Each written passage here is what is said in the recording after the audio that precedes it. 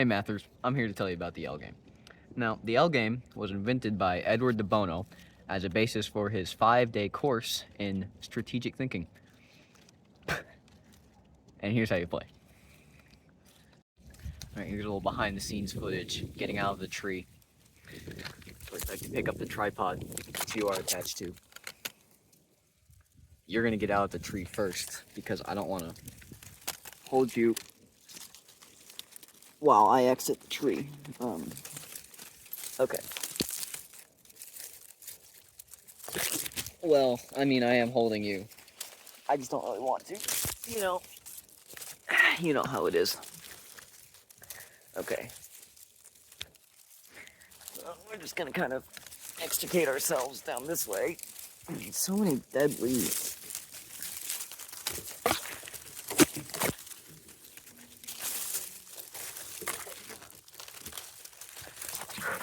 One might argue, too many dead leaves. Okay, then what I'm gonna do is I'm gonna sit down here. I'm gonna extend one of the legs of the tripod so that's longer. And with that extra length, I will put you down on the ground.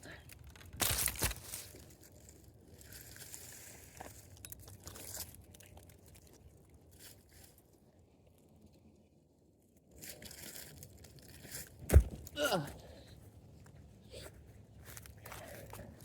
It's just that simple. That's how you get out of a tree after filming in it.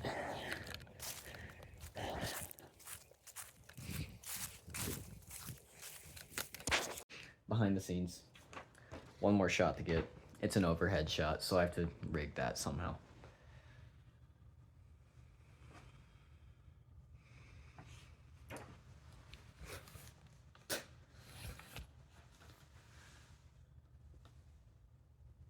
Done.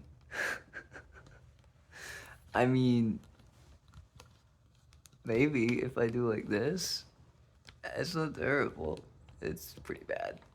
But I do this though. I can do this. Yeah, I can do this. This is good because that doesn't show the tripod. I said that. Come on, come here. Doesn't.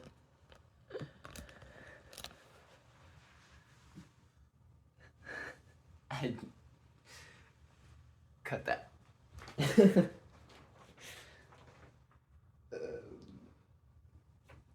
Alright, I need to go print some stuff out. I'll be right back.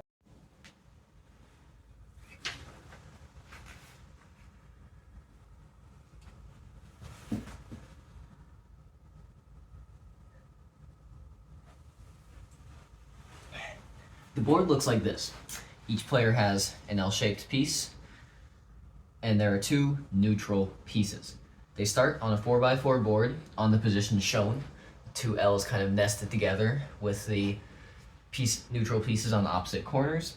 And then on your turn, you must move your L piece to a new position.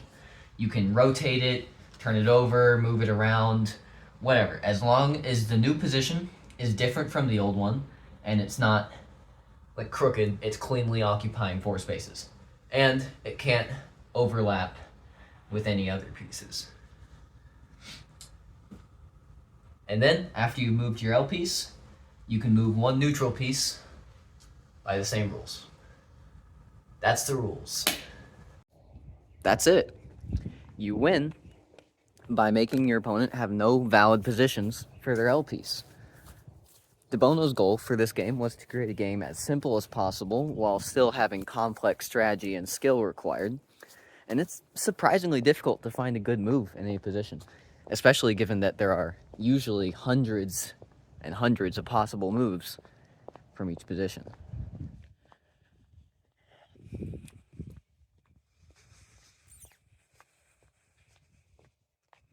Good to see you again behind the scenes. I'm walking to the porch swing. Ah, crap, I don't actually have a porch swing. I'm walking to the porch bench. There it is.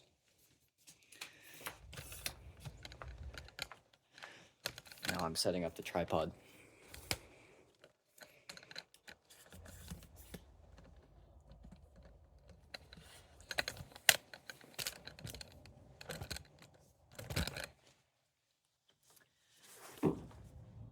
Yeah, yeah, I like that. That's a good shot. Make sure I don't dox my neighbors. Okay.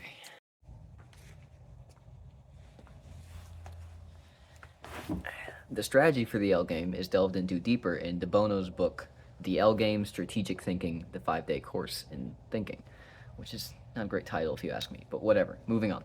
That's also where I found all the info for this video, and if you want to try the L game out yourself, I have a link down below where you can try it.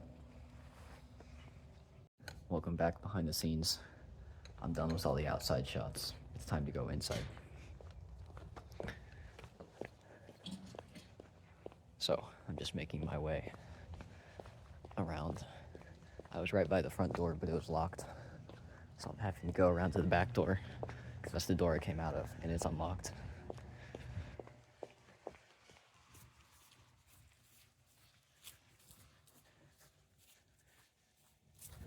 I guess I should say something about the filming process for this video, because it's behind the scenes. I just got my phone on a tripod. That's it.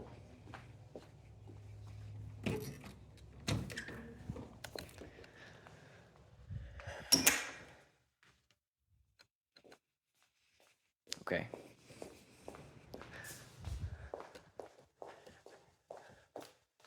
We're going to the garage for the next shot.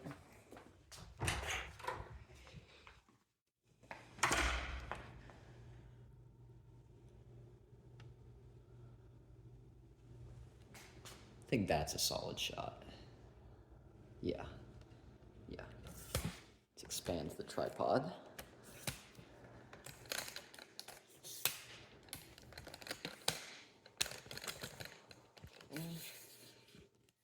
About like that, and like that. Like that. Okay. Yeah. Yeah. Okay. Bye behind the scenes. Couple more shots to do. I think I'm gonna use the ocarina again for the outro. I'll do like a, something like that. But I have to find a good position. I can't do the tree again. Attic? No, not attic. Attic could be good. Maybe attic. Let's see what our next filming location is. Look at my handy shot list. Okay, inside overhead cam, inside bedroom. We can do inside bedroom. Taking you to my bedroom now.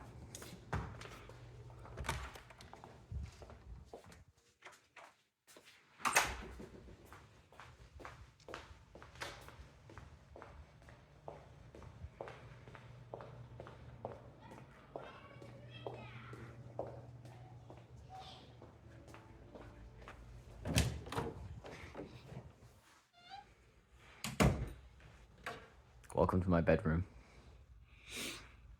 I think I'm gonna film in that corner over there, because it's got cactus and flowers.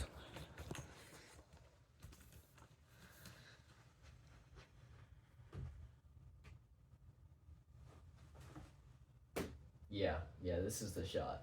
This is the shot right here. Let's make sure cactus is visible.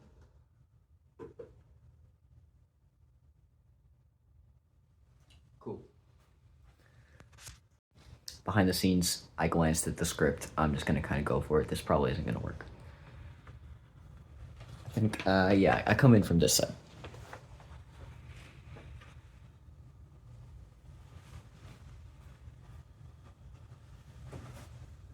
The reason I chose this game to discuss is because of its deceptive complexity. Yeah, I told you it wouldn't work behind the scenes. Why didn't you warn me? Ah, okay.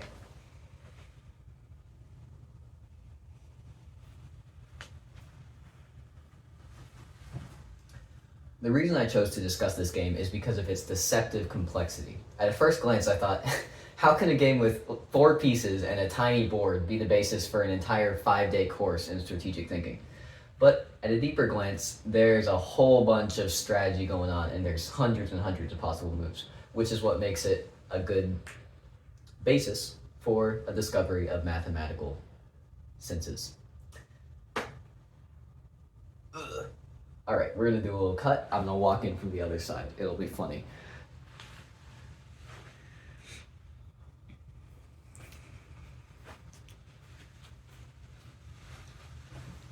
One of the first mathematical discoveries I found was that the game is indeterminate, which means that two perfect players could theoretically play it for an infinite amount of time, with no ending to the game. Which makes it distinctly different from a game like Nim, where one player can effectively win the game every time as long as they play optimally. So it's indeterminate, which means it's purely based on strategy and skill, because odds are neither of your players are perfect players, and someone's going to make a mistake, which the other player has to capitalize on. Another cool thing is figuring out like the relative strength of each move. So the way it's categorized in the book is there are fatal moves, which let your opponent win on the next turn. There are weak moves, which can lead you into fatal positions. There are neutral moves, which don't benefit either player. And then there are strong moves, which put you in a winning position, maybe even leading to a fatal position for your opponent. So that's kind of cool, isn't it? All right. So what are some pros and cons to doing this with children? Well, on the plus side, the game is really simple. There's like 2 rules. So it's super easy for kids to jump in and start playing, start having fun, start learning about strategy, math, whatever. Also, this game helps teach strategic thinking, but not only that, it teaches insight and critical thinking, as you have to like look ahead to determine the next best possible moves and whatever like that. On the downside, it takes a long time to gain any semblance of skill at this game, so kids might not be able to gain a whole bunch of knowledge in the short time that they have to mess with this. But to offset that downside, it's a super simple game, so all the kids who are like actually interested in it can just go back to their house and recreate it with like pieces of paper. That's it.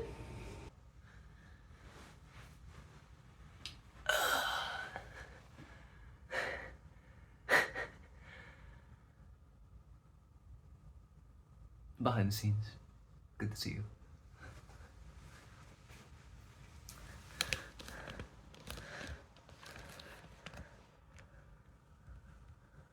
Okay, that was the last shot I had on my shot list. So now I just need to think of a place to outro. Toilet? No.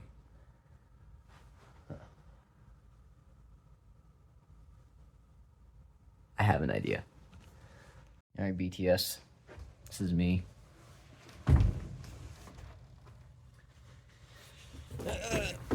This is me getting up into position for the outro shot.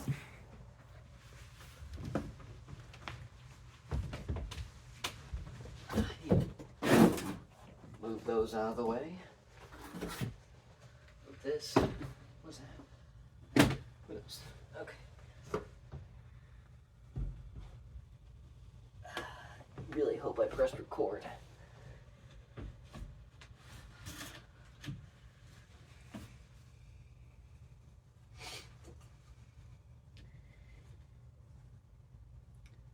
And that's the video. I really hope you liked it. Maybe you learned a thing or two.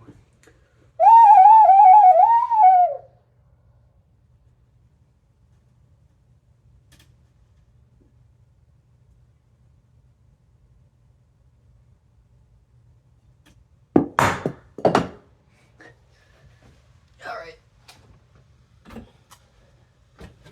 Oh my god. BTS.